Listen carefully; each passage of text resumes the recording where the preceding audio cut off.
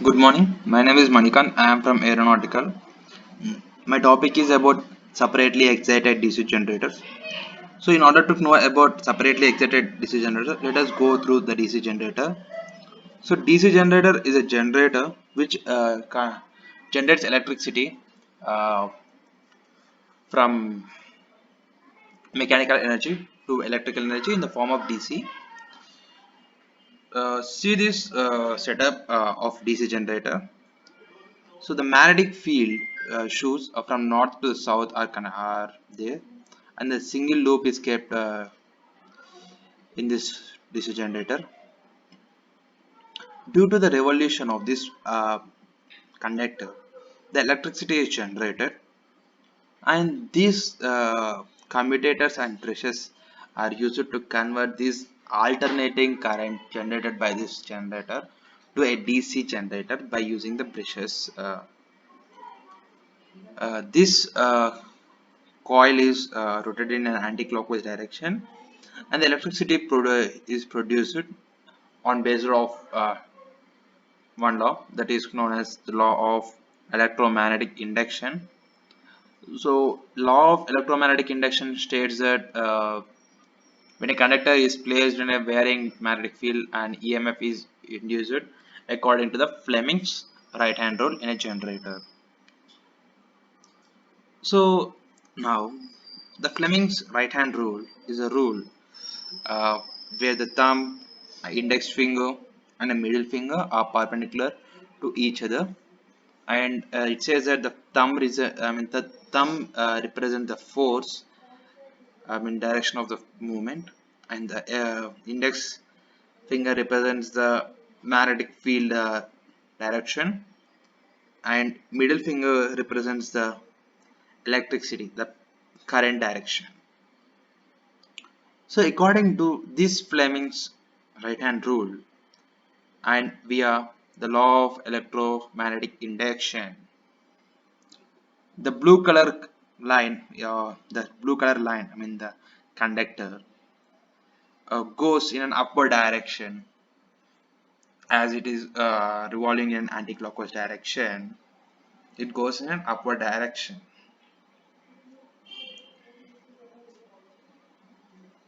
and the current is generated from the loop towards these brushes. Similarly, for this red color conductor, the electricity is generated away from these brushes towards the loop, and this is known as a generation of the DC generator. And this alternating current is converted to DC at this connection, that is a commutator and the brushes. The commutator is used to convert the AC output to a DC output, and this is a graph which is given for a DC generator. So coming to this one, so due to the law of electromagnetic induction, the north and the south pole, the field direction is from north to south.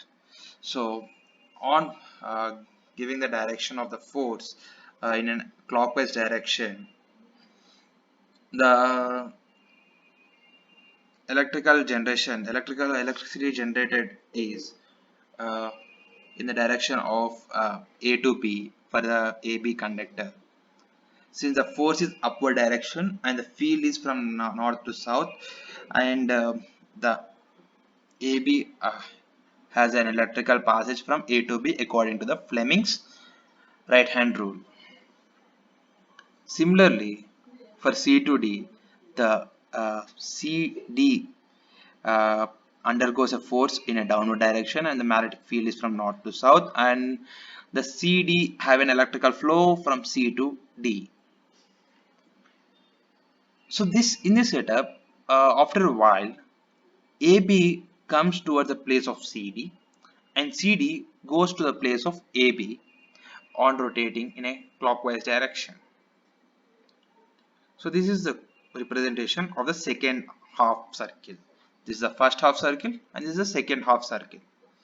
So this is the second, in this second half circle, the CD is going to have a change in electrical direction as compared to the first case. I mean the first half cycle to second half cycle. Then there is a change in direction of the electrical current.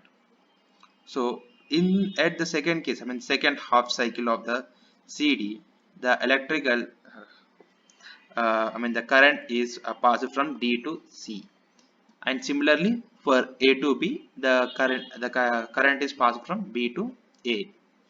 Oh, and due to this generator of alternating currents in the first half cycle and second half cycle, the current, I mean the electricity generated is in alternating. I mean they are of two directions. So this two directions, I mean bidirectional electricity is converted to an unidirectional current via the commutators and the brushes, and thereafter there is a DC output. So there are different types of DC generators. So mainly they are classified into two types. They are self-excited DC generator and separately excited DC generator. Separately excited DC generator is my topic, but let us discuss about self-excited DC generator even. So self-excited DC generators are classified into three types. One, it is shunt. Two, it is series. Three, it's compound. The compound is more classified into two parts again, two types. They are long shunt compound and a short shunt compound. Let us go to the basic one, that is shunt. In the shunt, the armature is connected in a parallel to the field winding. So the armature is connected to the field winding. So the electricity generated in the armature passes through the field winding in a parallel way to keep the voltage constant. Similarly, in series, the armature is connected to series to the field winding to keep an current constant. I mean the electricity constant, the current constant. In a compound, there is a change, or I mean there is a combination of shunt and series. So the long shunt says that the armature is connected in series with the field winding, and this total setup is connected parallelly with another field winding, that is known as long shunt. Similarly, coming to the short shunt, the armature is connected in parallel way, and this setup is connected in series to the another field winding. So thereafter, this is up to the self-excited DC generator. Coming to the separately excited DC generator, there is an output, I mean output DC supply for this separately excited DC generator. So coming to the next one, this is a separately DC supply, the field winding which is separately away from this connection of the DC generator. So look at this, this is a field winding, this is a DC supply. The electricity is passed, I mean the current is passed from the DC supply and towards the field winding. The field winding provides a magnetic field towards this armature. So this is a push of this is the push of magnetic field. Due to this push of magnetic field, due to the small magnetic field, the electricity is generated due to the mechanical energy given to the armature, and thereafter the sum of the its electricity is passed to the field winding, and this used for generation of magnetic field, and thereafter there is a passage of electricity towards the load. So IA is current evolved in an armature due to the field winding. Separately excited DC generator characteristics. So these are now we are going to see about the characteristics of separately excited DC generator. So separately excited DC generator, uh, they have classified into three types. They have open characteristics, and internal characteristics, and external characteristics. So open characteristics are the characteristics. It says that on increasing the current, that is increasing the armature current due to the uh, revolutions, or due to the magnetic strength, or uh, due to the magnetic field, the magnetic flux, on increasing the power, the electric current, the voltage is constant in the open characteristics of DC generator.